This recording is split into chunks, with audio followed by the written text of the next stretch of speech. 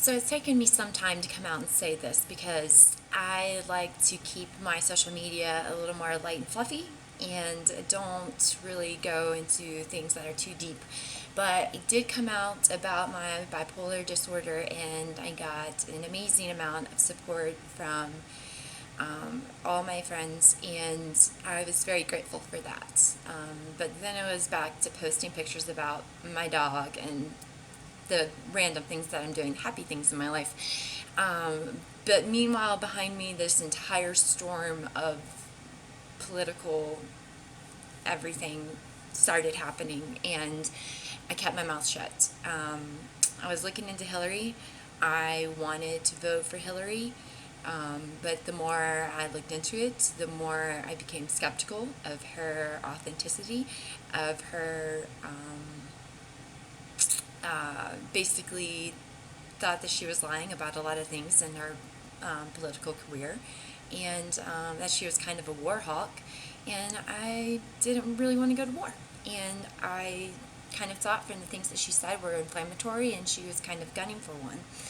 I didn't like it. I didn't want her to be president. But then, on the other hand, looked like we had Trump. We got closer and closer to into the primaries, and there you go. And I didn't know what to think, and I started researching and looking into him and what his policies were, and I did the radical thing of like actually watching his speeches and actually watching like all the debates and try to take it in.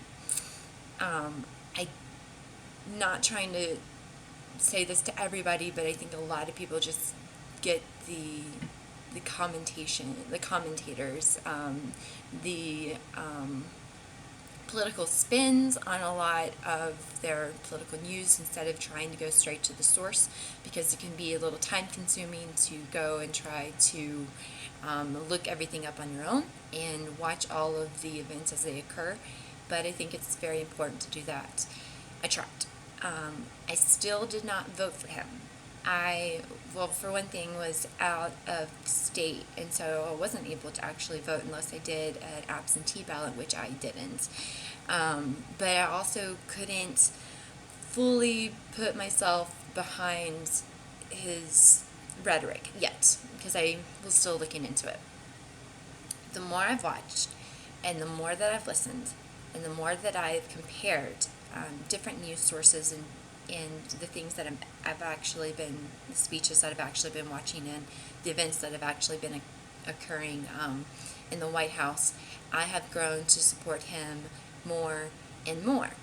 And I believe that the mainstream media in general has done the American people a terrible disservice. It's what Trump is always ranting about, the fake news. But looking into it, a lot of it is terrible rhetoric against him, constantly attacking him, and I just don't see much like factual basis for a lot of what they say. I mean, the huge thing with like Rachel Maddow the other day with the taxes was just like a perfect example of the hysteria, and then there being no facts to back it up. First, he doesn't pay taxes, and now you find out that he pays his fair share of taxes, and oh my God, that's mind-blowing. Well, you just did everybody in the Trump supporters like a huge favor by proving, yes, he actually is a citizen of the United States, an upstanding businessman that paid his fair share. That's great. So, good thing we all know that now. Thanks, Rachel Maddow, for freaking out. I know that there's this huge thing about Trump and women and how Trump hates women, and I find that to be very interesting because I hadn't seen that being demonstrated. He had that awful quote from a long time ago about grab him by the pussy or whatever. Yeah, terrible. Yeah, fucked up comments. Don't want to try to explain that away, but also was looking into a lot of his business practices. And the Washington Post on November 24th in 2015, before all the political things started ramping up, Washington Post said that Trump's attorney said more women than men are holding executive positions in Trump Organization. The article also called Trump a champion for women. There have been many women that have come out in support of him from his company and say that he has given them an incredible opportunity and that they have thrived in his organization, and so many women have been supportive of him, so that's really good. Terrible comments, hate it, but also trying to look at the bigger picture. But now everybody's saying that he hates women and all the feminists are out to roast him. So then there's this whole thing of stronger borders, which I do support wholeheartedly, against illegal immigration and the Syrian refugee problem. Telegraph.co.uk in February 23rd of this year said they won't admit it in Stockholm, but Donald Trump is right about immigration in Sweden. It's one of the most concentrated areas where Syrian refugees have been welcomed with open arms, and they have flooded, the country of Sweden, and there has been horrible increase of crime and terrorist attacks and rapes and stabbings, and you can find the information as long as you scroll past all of the pieces that are just fluff pieces. You can see there's actually a problem, and that is just one example of the many countries in Europe that have been becoming more and more divided over this influx of refugee immigrants. So I was wondering, looking into it, why Saudi Arabia hasn't been taking in the Syrian refugees. I think somebody mentioned it to me, or maybe it popped into my own head, I'm not sure, but I started doing a little bit of research, and it's a huge country and it's extremely wealthy, so why wouldn't they be doing their fellow Muslims a service of taking them in from their war-torn countries? So DW.com in January 25th of 2016, a little over a year ago, Al Ahmed, who is a Saudi scholar for the Institute of Gulf Affairs, said, also confirmed that Syrians were thought by the conservative Gulf monarchies, the Saudi Arabia, to pose a cultural and political risk. They, quoting, Saudis worry that the Syrians are a security threat and they have ideas of revolution. So that's what Saudi Arabia, one of their own parts of their own culture and sharing their own religion, saying we're afraid of what the Syrian refugees will do if we let them in. That says something. There should be a vetting process, and there should be an extensive vetting process that's in place, and there's not one. Something needs to be done about it, and that's what the temporary travel ban over the foremost, not war-torn, but radical Islamic states, and it's temporary while Trump and the administration tries to figure out a vetting process, and it keeps being stopped by the courts, and I really hope that it goes to the Supreme Court, because it is within the full authority of the president to be able to produce an executive order on immigration. So, I don't know, I'm rambling, I know that I am. These are just small points and things that have been rolling around in my brain that I just